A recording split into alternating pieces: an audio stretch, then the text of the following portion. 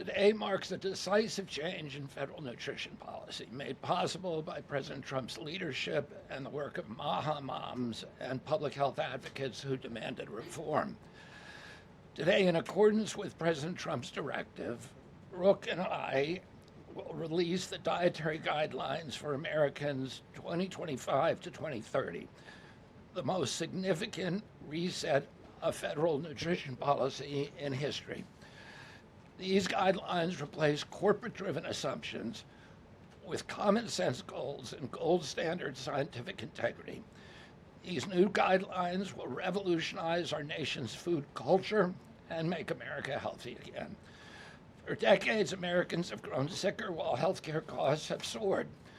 The reason is clear. The hard truth is that our government has been lying to us to protect corporate profit-taking, telling us that these food-like substances were beneficial to public health. Federal policy promoted and subsidized highly processed foods and refined carbohydrates and turned a blind eye to the disastrous consequences. Today, the lies stop. The new guidelines recognize that whole, nutrient-dense food is the most effective path to better health and lower healthcare costs. Protein and healthy fats are essential and were wrongly discouraged in prior dietary guidelines. We are ending the war on saturated fats. Diets rich in vegetables and fruits reduce disease risk more effectively than many drugs. Whole grains outperform refined carbohydrates. Added sugars, especially sugar-sweetened beverages, drive metabolic disease, and today our government declares war on added sugar. Highly processed foods loaded with additives, added sugar, and excess salt damage health and should be avoided. As Secretary of Health and Human Services, my message is clear: eat real food.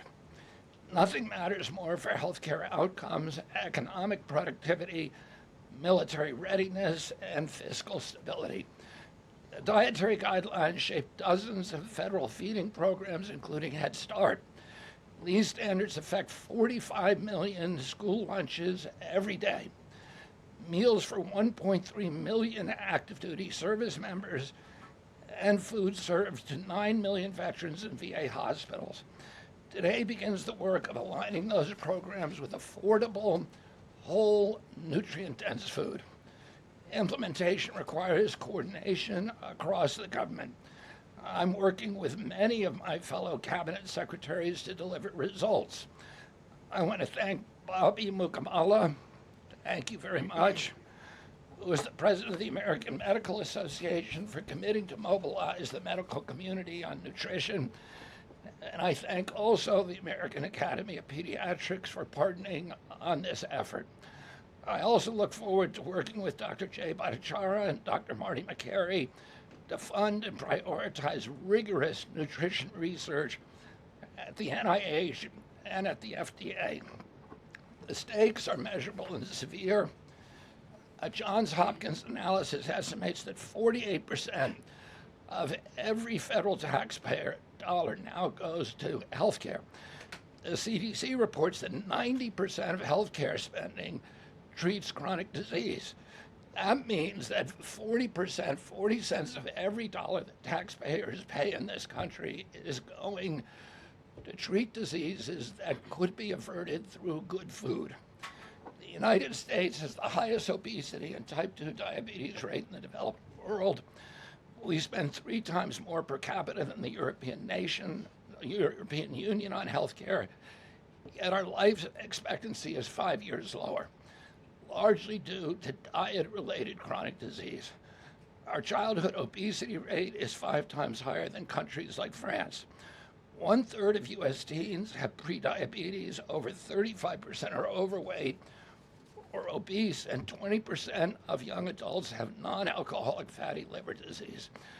77% of military-aged Americans are ineligible for military service because of diet-related conditions. If a foreign adversary sought to destroy the health of our children, to cripple our economy, to weaken our national security, There would be no better strategy than to addict us to ultra-processed foods. It's shocking that our own government helped to drive these cataclysmic changes in our diet.